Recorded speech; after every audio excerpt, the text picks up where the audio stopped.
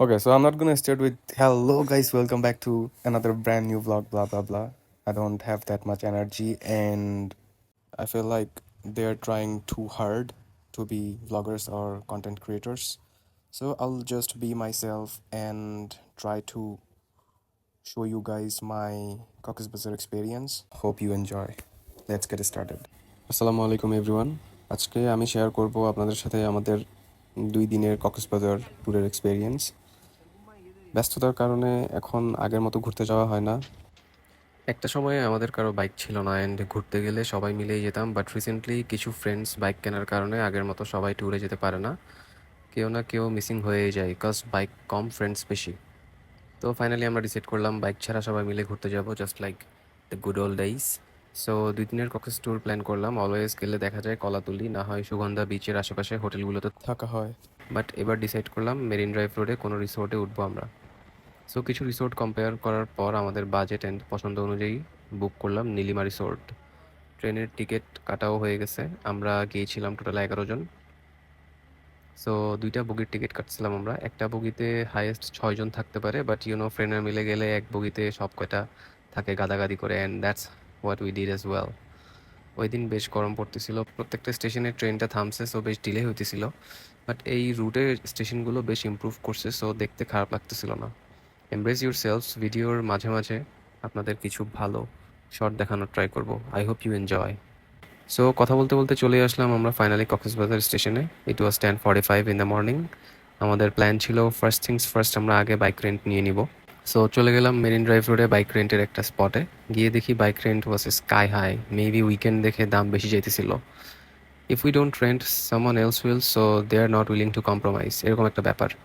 পরে ডিসাইড করলাম bike rent নিব না আপাতত, কজ আজকে এমনিও বাইক রাইড দেওয়া হবে না, জাস্ট এদিক ওদিক মুভমেন্টের জন্য এত টাকা দিয়ে রেন্ট করা নট ওয়ার্থ ইট।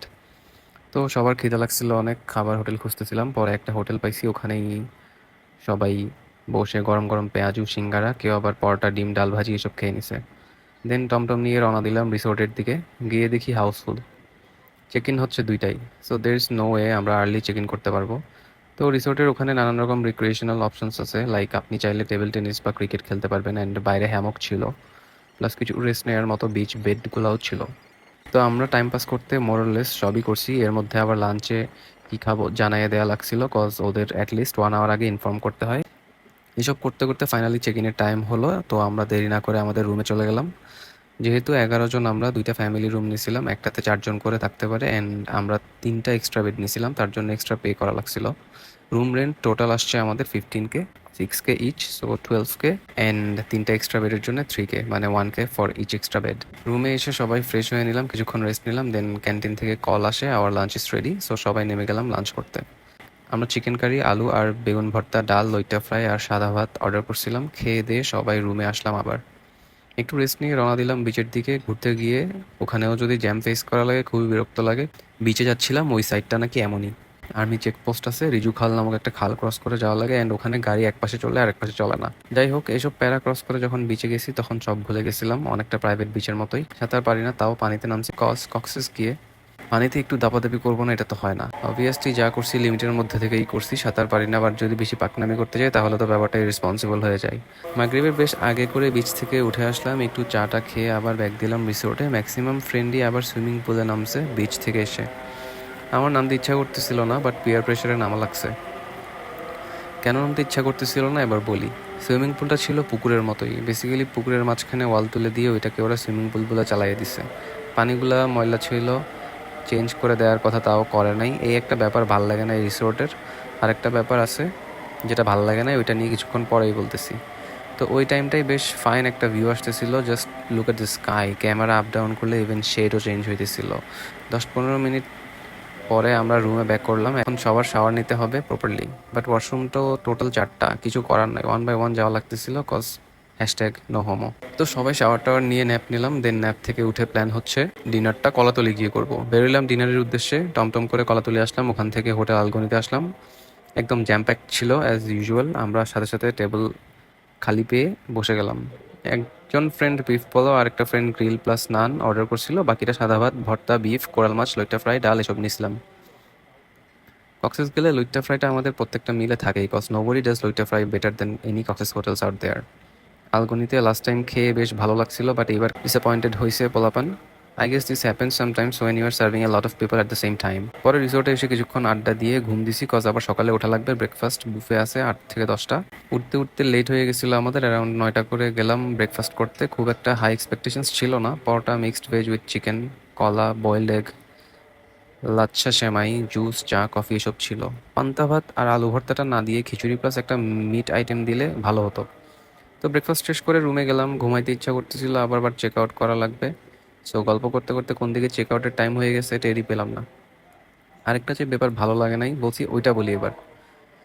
চেক আউটের টাইমে অন্য রুমে যে ফ্রেন্ডরা ছিল তাদের এক ঘটনা শুনলাম। রাতের বেলা তারা কফি খাইতে গিয়ে যখন গ্লাসে গরম পানি ঢালে, একটা গ্লাস ফেটে যায়। যখন আমরা ফাইনাল পেমেন্ট করতে গেছি, ওই গ্লাসটার জন্য তারা 500 চার্জ করে, warping 500।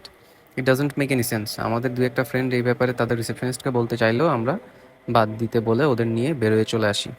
Apart from all that, ওদের রুম প্লাস রুম সার্ভিস ভালো ছিল, ম্যানেজমেন্ট ভালো, ম্যানেজারের ব্যবহারও ভালোই লাগছে।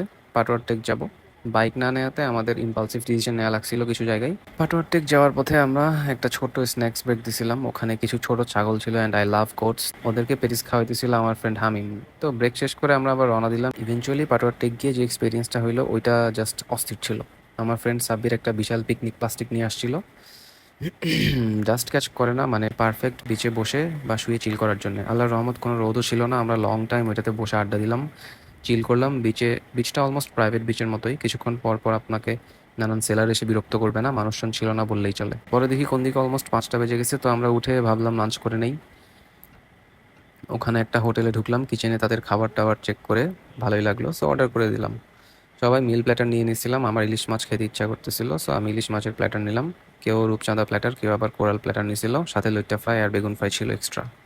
সব খাবার এত ফ্রেশ ছিল আর এত ভালো ছিল, মানে বিচ ভিউ দেখতে দেখতে খেতে খুব ভালোই লাগতেছিল। খেয়ে দিয়ে আমরা রওনা দিলাম, কজ এখন শপিং করা বাকি। তো সিএনজি নিয়ে আমরা কলাতলি আসলাম, ডিরেক্ট গেলাম টুকটাক শপিং করতে। কিছু আচার, মিষ্টি, তেঁতুল, বালাচাও আর আম্মুর জন্য এক জোড়া স্যান্ডেল নিলাম আমি। বাকিটাও টুকটাক শপিং করছে। দেন আর লেট না করে আমরা রওনা দিয়ে দিলাম স্টেশনের দিকে। স্টেশনে আমরা 9 জন টাইমলি পৌঁছালেও দুইটা ফ্রেন্ড অন্য কাজে গেছিলো, ওরা সামান্যর জন্য ট্রেন মিস করছে। তো ওরা বাসে করে রওনা দেয় আর আমরা ট্রেনে করে সিটিতে ব্যাক করি। সো এটাই ছিল আমাদের 2 দিনের Cox's tour. I am glad to share our experience with you guys and hopefully you enjoyed the video. Please don't forget to like, follow and subscribe. ইনশাআল্লাহ আবার আপনাদের সামনে নতুন কোনো ভ্লগ নিয়ে ফিরে আসবো অন্য আরেকদিন। Till then, take care and আল্লাহ হাফিজ।